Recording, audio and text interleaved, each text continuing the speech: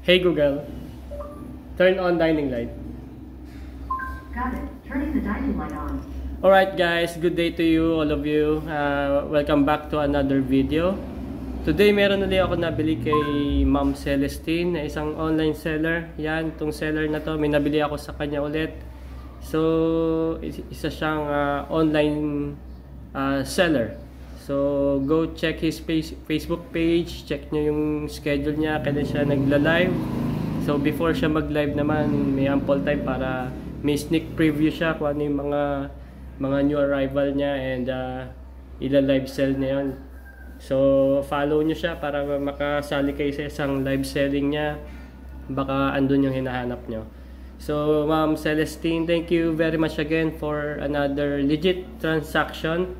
Legit na seller yan. Kung ano yung minain mo sa kanya online, yun din ang ipapadala niya sa'yo. Alright, ang nabili ko sa kanya is isa siyang bowler. Sabi doon, John Deere model 990. So, isa siyang Siku 2465. The scale is 132 scale. Isa siyang harvester tractor. Okay, so etong tractor na to, tractor lang talaga to. Yung truck niya, yung farm tractor niya is sold separately. Okay, so itong nabili ko sa kanya is noong una nagdadalawang isip ako guys kasi this is not the usual na kino-collect ko, yung 1:50, 1:55 and 1:87. Masyadong malaki to. Noon na iniisip ko pag kinuha ko talagang maghahanap pa ako ng isasama ko na naman sa hunt ko to. Sa paghahunt ko to, dapat may kasama to ganun yung nasa isip ko. So anyway, very cheap lang naman pagkakakuha ko, mura-mura lang din.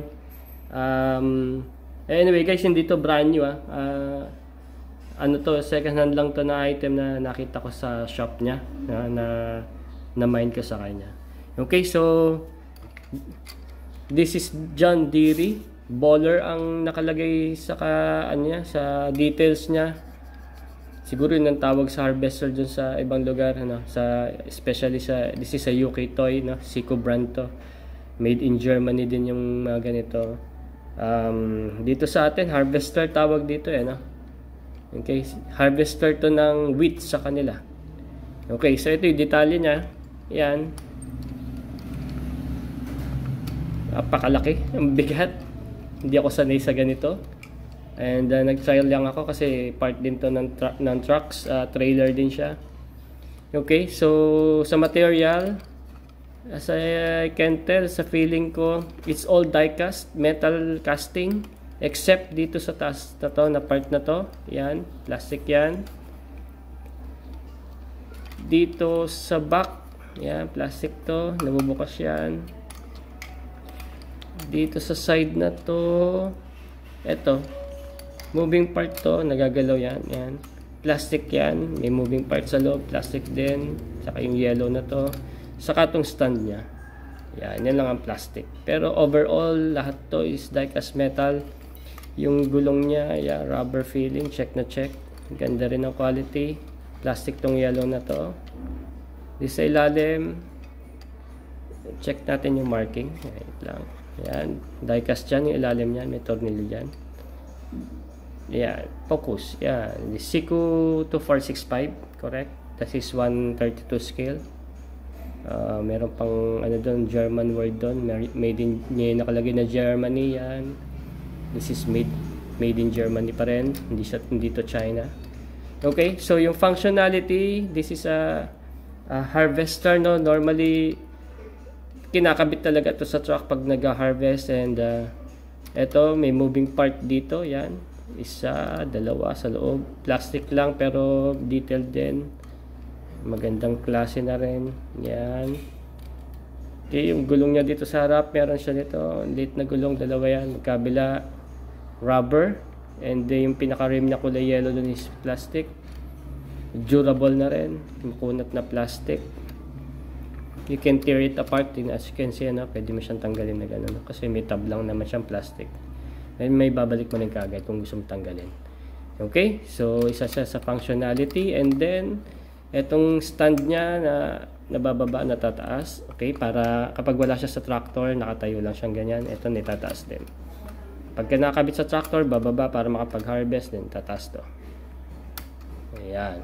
Okay, so next. Dito, may plastic to, nabubuksan niya na actually. May missing part to, may haystack to na bilog. Dito nakalagay. I think dalawa yan kasi medyo malaking room. Okay. Yun yung functionality niya na bababa. So far, yun lang naman yung moving parts niya. Details sa likod, meron siya ditong signal light. Yan, magkabila. Look at this, meron siyang plate number. Yung pinaka-signal light niya is embedded dito sa print. Hindi ko alam kung sticker o print lang talaga to. Pero kung kabilang side is painted. Yan, yung pinaka-details ng stoplight niya. I think yung mga triangle na to is mga reflective na ano to, warning detail, no? Parang yung mga early warning device para pagka walang ilaw, kahit sa dilim siya, pagka nadaanan ng headlights is nagre-reflect. Okay, so this side nabubuksan pala to, kasama to sa ano, sa tawag dito sa functionality niya. Ayan, may mga hydraulics dito. Metal casting din. Ito plastic yan. Yung mga may carvings. Yan. Plastic.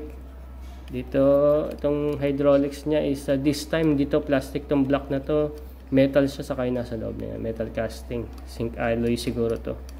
Okay, so sa ganitong scale, sana they made na mas detailed kasi yung laki na nito, no?